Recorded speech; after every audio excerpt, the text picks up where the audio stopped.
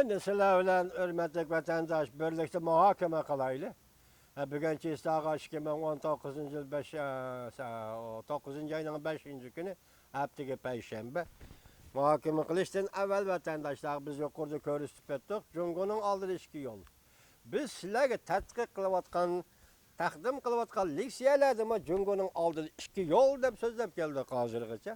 Jungoning oldida ikkili yo'l. İkili yol. Biri qattiqlik Şanganga, yani biri yumshoqlik Şanganga. Yumshoqlik degan vaqtda o'zing va'da bergan qonunni ijro qilsang bo'ladi xolos, boshqa gap yo'q. O'zing va'da bergan qonunni ijro qilsang boshqa gap yo'q. Hozir boshqalarni gap qilmaydigandek turdi. Lekin bu gapni nima desa Shangang o'z taqdirini o'zi belgilash. Nimishqa o'zini o'zi boshqarish deganmi shu. Bir davlat ikki xil tuzum deganni o'tkansizlar qisqacha tanishtirdik. Hech qanday ahamiyat yo'q. Siyasi qimmat yo'q, tushuntirgili bo'lmaydigan bir hodisa dedi. Endi shunda ahvolda Shangang bugun o'sha daqiqadan boshlab deyli Jungoning kelgusini belgilaydi. Yoki Jungo mustabitizmga mangadi. Buning xalqaro jamiyat boshqa yo'ldan javob qaytardi. Yoki Jungo demokratik siyosiy islohot elib bordi. Xalqaro jamiyat buning boshqa pozitsiya qo'lladi. Jungoning oldida turgan yo'l konkret qadam mana shu. Hozir amaliyotda Shangang ma'muri Lin Jingye xonim 4-kuni eliqi qonun loyihasini chekindirganligini e'lon qildi. Buni bir chekinish desak, buni bir yo'l qo'yish desak, amaliyotda chekinayotgan kishi rais Xi Jinping bo'ladi. Chunki Shangang ma'muriyati bu Beijingga qaraydigan ma'muriyat. Ikkinchisi yo'l qo'yayotgan kishi kim desangiz, bu albatta rais Xi Jinping bo'ladi. Boshda ko'rib keldik, ishga yig'inda urushga, ko'rishga safarbarlik qildi dedik. Endi bu yerda Shangangni yo'l qo'ydi dedik. Hozir Jungo hukumatimiz ziddiyat ichida. Xalqaro jamiyatmi Shangang masalasi, Jungo masalasi ziddiyat ichida. Siz bilan biz bu ziddiyat ichida qo'yma qo'yib yurgan odamlarmiz. Bu so'zlarning qaysi rost, qaysi amalga oshadi? Bizning hozirgi saviyamizni buni tagiga yetolmaymiz. Jungo g'oyat zo'r davlat vatandosh. G'oyat zo'r davlat, mustabitizmlik davlat vatandosh. Bu davlatni majburlab yoki besim ishiltib, yoki yaxshi niyat bilan taklif qilib, yoki kelishim imzolab, yoki savdo munosabatlar orqali indakka keltirib, Jungoda demokratik siyosiy islohot elib berishga majburlab, shuni qo'lga keltirish degan bu intayin g'oyat zo'r vazifa vatandoshlar. Derhal bunun höddisidan chiqib ketgili bo'lmaydi. Derhal bunun önümiga yetkili bo'lmaydi. Derhal onun qopab sen manda qilishing kerak, anda qilishing kerak degili bo'lmaydi. Shunga sizlar diqqat qildinglarki, Amerika Qo'shma Shtatlarining prezidenti Trump mush 2 yil mobaynida siyosatni xilma-xil yo'llab keldi. Xilma-xil siyosatdan Jungoga taqobil turib keldi. Oxiri Jungoning tadqiqotchilarining qalbidan nima chiqdi desa, zodi prezident Trumpning Jungo siyosati maqsadi nima tushunmay qoldik dedi. Demak, mushu mujmallikni, mushu tushunmay qilishni o'ttirg'i chiqargan Amerika Qo'shma Shtatlarining prezident Trumpning siyosiy talantining, siyosat yoki siyosiy yo'lliq talantining qaysi chekka yetganligini ko'ra olasiz, vatandosh. Bir kuni dushman dedi Jungoni, bir kuni do'stim dedi Xi Jinpingni. Bir kuni nayt zo'r ish qildi dedi Xi Jinpingni. Bir kuni savdo kelishimida yenib oldi dedi Xi Jinpingni. Moshunda ko'rashda qayta. Amaliyotda biraqli o'ltirib bir so'z bilan bitiradigan dunyoda hech qanday ish yo'q. Sizning oilaviy ishingizga, hammamiz o'zimizning oilaviy ishimizni lapaqayla davlat oyoqda tursin. Bu murakkab ishlar vatandosh. Shunga bizning so'zlayotgan so'zlarimiz hozir nima dedik? Gobingoy dedi 3-Dünya urushi boshlandi, partlaydi dedi. Shundaymi? Andan keyin hozir Amerika Kongresi, Avam palatasining boshlig'i Nancy Pelosi o'tganki maydonidan bo'shag'anligini ko'rib yetdik bayonotida. Marco Rubio'ning bayonotida bo'shag'anligini ko'rib yetdik. Demak, bu bir yo'l qo'yish, chekinib turib yo'l qo'yish. Jungo hukumati bunga qanday javob qaytardi? Oldimizda Shangangda 10-oyning 1-kuni, ya'ni Jungoning davlat bayramigacha nima ishlar bo'ldi?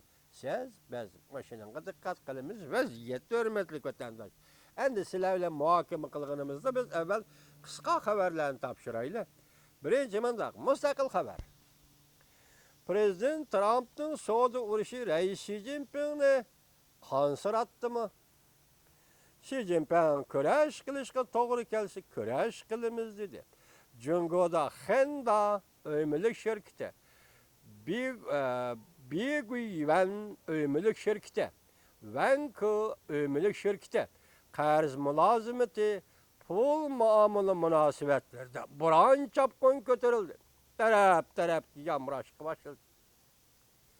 Pulu qaraydigan yıllar bu film kanalı doskiga mundaq bir çoğ mavzu koydu. Jungo ömürlük ticaretiga zimiston yetib keldi.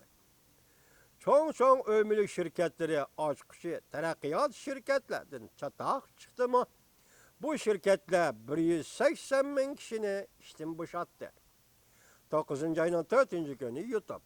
Demek hazır siz biz görüp kelavatkan, tahlil kılıp kelavatkan Jungo iktisadının can tomurini eme işke dedik. Bir chet el sodisi yani birisi ömürlük ticareti. Ömürlük ticareti bugün ahirki hesapta bu pulu qaraydigan yıllarının tasviriçe ömürlük şirketi Jungo'da muşalığı kepti. Tünce olup 180 bin kişini işten boş tuttu vatandaş. Gomingoy 9. ayının 3. günü munda haber kıldı. Xi Jinping, Wang Qishan, Şangang'a dəpni kılınıdı. Kompartiya uruş tayyorlığı buyruğu çıkardı. Azatlık armiya Şangang'a ciddi halatga kirdi. Yo'q, kechiringlar. Azatlık armiya Şangang'a ciddi halat elib kirdi. Jungo Kompartiyasi Osiyoga zo'magarlik, hukmronlik qilmoqchi bo'lyapti. Jungoluklar erken bunları YouTube 9. ayının 3. günü. Bu Şangang'a münasebetlik Going Günün degan söz ekan nima deydi? Wang Qishan Xi Jinping'la Şangang'a dəpni qılınıdı. Bu deganlik hokimiyet, çünkü hokimiyeti Şangang'a dəpni qılınıdı deganin. Dəpni qilish degan so'zni mushriq Gorkoviy degan bir ism og'zimga kelib qoldi. Bu Gorkoviy degan ism Marksning kitobi tarjima qilingan. Marks Engels yozgan kommunistlar xitobnomasida shundoq deyilgan edi. Proletarlar burjuaziyaning Gorkoviy degani. Hozir Yevropani bir vahima ayrilib yuribdi. Bu vahima kommunizm vahimasidir degan edi. Kommunistlar manifestoda Marks bilan Engels. Hozir bugün biz nima deymiz? Osiyoda bir vahima, hatta bütün dünyada bir vahima aylanib yuribdi. Bu vahima Shangang vahimasidir. Belki Jungo Kompartiyasini aylanib yurgan vahimadir. Gorkoviy deganda ayni chog'da Marks bilan Engels proletarlar. Burjuaziyaning Gorkoviy deganda bugun endi Jungo Kompartiyasi Qizil hokimiyetning Gorkoviga aylangan Shangang biz başta aytdik, kelgusi taqdirini, Jungoning kelgusi taqdirini belgilaydi. Qizg'in muhokama yana bir xabar. Linjin Qochqinlar qonun loyihasini chekindirdi. Beijing sukut qildi. Fransiya Xalqaro radiosi 9. ayının 4. günü. Biz bunu başta görüp ettik. Şangal demokratları Linjin'nin kanun çekindirişini bek çıktı, bek az oldu, bek yalgan dedi. 9. ayının 4. günü Amerika avazı. 9. ayının 3. günü Gomingoy Efendi Washington'dan bir vasıta anlattı. Kompartiya Şangang'da ciddi halat ilan kılın. Növbette barlığı kızık noktalarının hemisi Şangang'a merkezleşti. 9. ayının 3. günü Keşte Gomingoy Efendi Washington'dan bir vasıta anlattı. Şangang G'arb bilan Sharqning o'rtasida urushning piltisi bo'lib qoladi. Jungoluklar tekrarlaydigan yangi tipli çoğ devletler münasebeti. Bu narsani sizlarga so'zlab bo'lgan edik. Bu yerda nima demoqchi Gomingoy? Mesela urush bo'ladi. Urushda G'arb bilan Sharq urushidir. Shangang bu urushning piltisi bo'lib qoladi deyapti Gomingoy. Biz mubolag'alashtirilgan desakmi, yoki sal radikallik bilan aytilgan fikr desak, bu asos jihatdan Govingoyning so'zlari hozirgacha to'g'ri bo'lib kelyapti, hurmatli vatandosh. Cho'ng davlatlar munosabati buni biz sizlarga so'zlab bo'lgan edik. 9-oyning 3-kuni YouTube. Huang Zhiping Tayvanga keldi.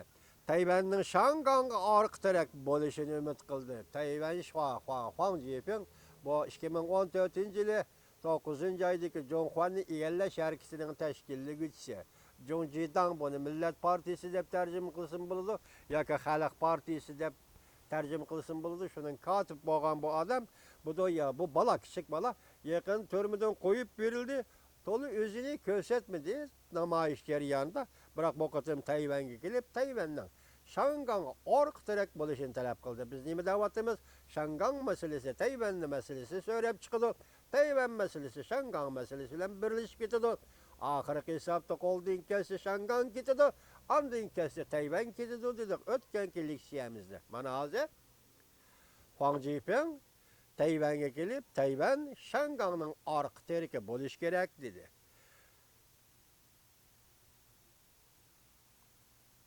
Ayning 3-kuni Jungoga nazar YouTube. Jiddiy tarqalgan xabar. Qora kiyimdagi soqchilar Shangangda tayzi poyiz bekitida ko'p odamni urib o'ldirdi. Abdurrahim Mingsi Jungoga nazar to'rbeti 9-ayning 3-kuni. Demek namoyishchilarni urib yarlandirish emas, Shanganglik namoyishchilarni urib o'ldirish. Ko'rdingizmi? Kompartiyaning vakilligi qaysi darajaga ko'tarildi? Biz shundaqla deyalaymiz. Siz bizning berib yordam qiladigan kuchimiz yo'q. Lekin dunyo jamiyati buning hozir xalqaro jamiyat kutyapti, kuzatyapti degan gaplarni chiqadi. Hozir endi Xitoy soqchilari yoki Shangang soqchilari Shanganglik namoyishchilarni urib, o'ldirib, jasad saqlaydigan uyga olib qo'ydi dedi. Bu fursat Amerika Qo'shma Shtatlari dunyoni qutqazadigan, Jungo Kompartiyasini tozalaydigan eng